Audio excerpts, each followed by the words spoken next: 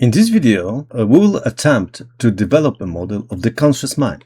We'll try to answer the question of what the conscious mind is and identify its components and functions. Although, as I mentioned in the previous videos, it is not possible to formulate a complete and objective definition of the conscious mind. We can attempt to approximate the concept by using terms known from direct subjective experience. From the outset, I would like to emphasize that this is merely a model that I have developed in an effort to explain the nature of the conscious mind as accurately as possible. I would also ask that it not be treated as an absolute description of reality, but rather as a source of inspiration for your own inquiries. A fairly simplified definition of the state of consciousness is provided by the Oxford Living Dictionary. According to this definition, consciousness is the state of being aware of and responsive to one's surroundings. However, I would expand this definition to include other important aspects of consciousness, as well as certain unconscious components, rather than limiting it solely to awareness of the surrounding environment. It is also difficult to define unconscious domains because, by definition, we are not consciously aware of what takes place within them. Nevertheless, we can attempt to define them on the basis of the interactions between consciousness and these domains. Although the existence of the form presented in this video may itself be a considerable and somewhat awkward simplification. The slide presents a division of the conscious mind into three domains: the domain of consciousness, the domain of the subconscious, and the domain of the superconscious. The subconscious and superconscious domain are unconscious domains whose functions and components can only be inferred through certain interactions with the conscious domain that we are able to observe ourselves or learn about from the account of other researchers.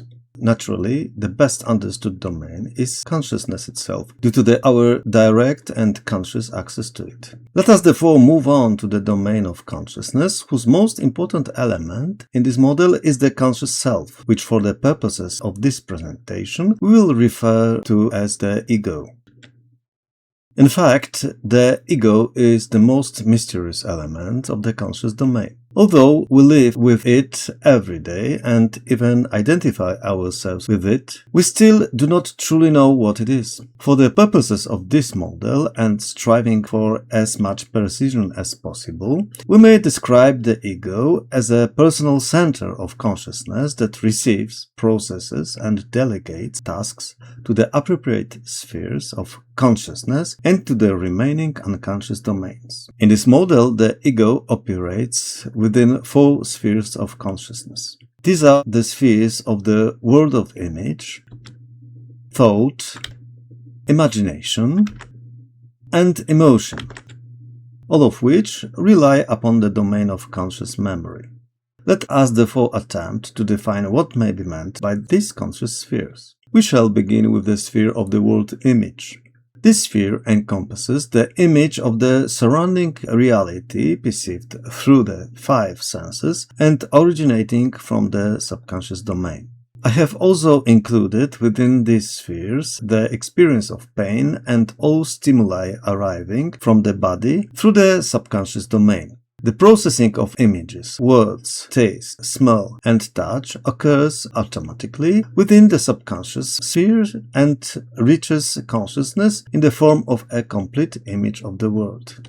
The ego locates itself within the time and space of this world image. It perceives this image and modifies it most often in response to incoming stimuli. This sphere of thought appears to be a sphere of complex objects composed of integrated information in the form of symbols, images, moving images, words, emotions, smells, tastes, and sounds, together with the ego's recognition of them, that is, its attitude toward them, reactions, analysis, conclusions, and accompanying emotions. The ego either evokes or recognizes a thought and decides how it will be processed. The sphere of emotion, on the other hand, is arguably the most important of these spheres, defining all feelings and emotional states experienced by the ego and accompanying it within the other spheres.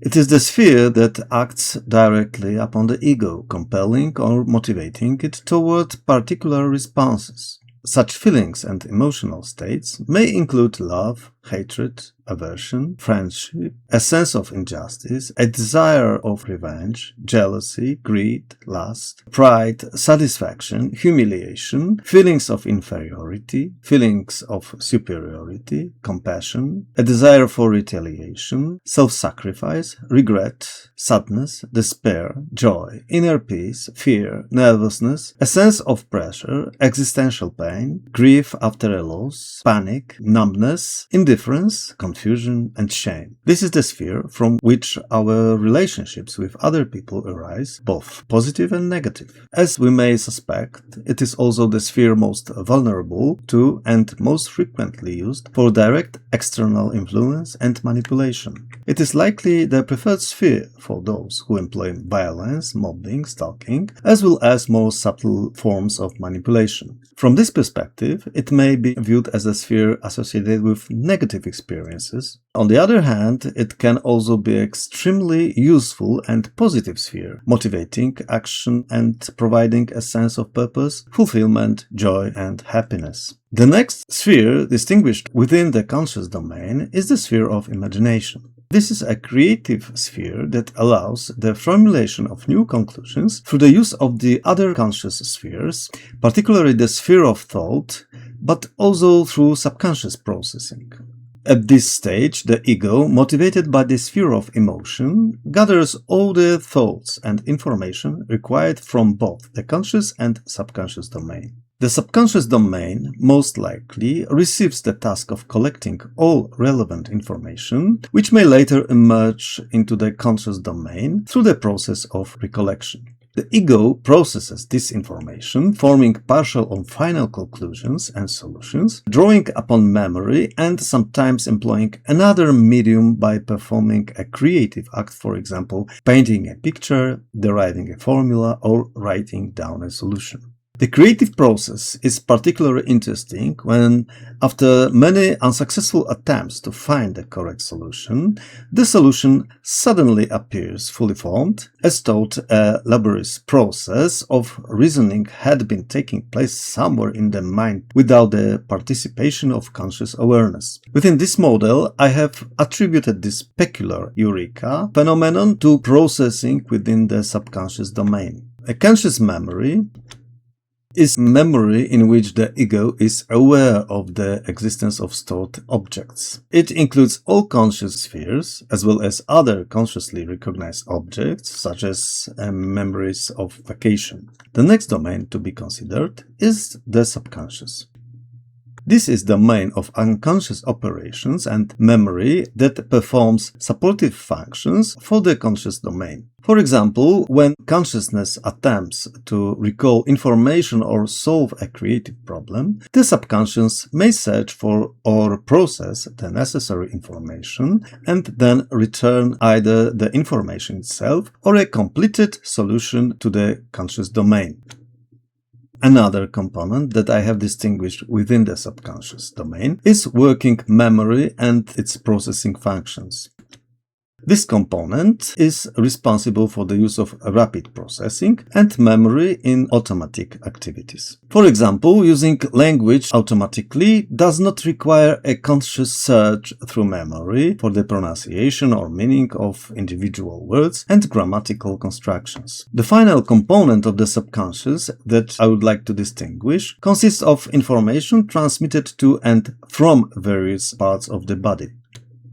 This component includes sensory information, including pain and bodily sensations transmitted to the conscious domain, as well as control signals transmitted from both conscious and unconscious domains. Naturally, in addition to conscious control of the body, there are subconscious signals responsible for regulating the organism's functions. Information stored in subconscious memory is often conveyed in the form of feelings, intuitions, or premonitions, for example, a sensation of pressure in the stomach warning us of manipulation, even when the conscious domain's vigilance has been lowered. To summarize, the subconscious serves a supportive role for consciousness. It carries out tasks delegated by the conscious domain, such as processing information and retrieving data stored in unconscious domains. It is responsible for complex creative tasks. It performs the functions of rapid working memory involved in automatic actions. It also transmits information in both directions between various parts of the body and the conscious and subconscious domains. Another important domain in the conscious mind, distinguished in this model, is the superconscious. This is a rather controversial domain of unconscious memory and operations that performs a higher-order governing function. However, because certain higher-order functions of the unconscious domain have been observed, I concluded that it should be included in this model. In my model, the superconscious performs three fundamental functions. The first is a governing program. This may be viewed as a type of algorithm that unconsciously influences motivations, life plans, lifestyle choices, and decision-making criteria. The next component of the superconscious is one's worldview. This is an unconscious linking of facts from the information repository performed automatically while making use of conscious beliefs and reflections. The final component that I have distinguished is the information repository. This constitutes the complete memory of all possible conscious and unconscious information at the substantive level, that is, information presented in a form understandable to ego and utilized by both the worldview and the governing program. Conscience, which I have distinguished within the sphere of the superconscious, is the source of what are commonly referred to as punks of conscience. These are thoughts that accuse or justify one's actions and engage virtually all spheres of consciousness. In my model, every piece of information passing through the conscious domain and perhaps also through the unconscious domains is recorded in the information repository and used in the construction of the governing program, whose key element is the worldview. The worldview establishes a map of information within the information repository, automatically linking and classifying information with the assistance of inquiries and reflections originating in the conscious domain. The data contained within the information repository may be carefully classified and filtered within the worldview component. Any information that remains unclassified, however, is treated as true by the governing program and subsequently incorporated into its operation. In other words, an advertisement viewed casually may enter the information repository, and unless it is filtered or classified by the conscious domain, it will be accepted as true and become part of the governing program entirely without the knowledge of the conscious domain. Similarly, unchecked propaganda, especially when repeated frequently, enters the information repository many times and once accepted as an obvious truth within the conscious domain, influences both the worldview and the algorithm of the governing program.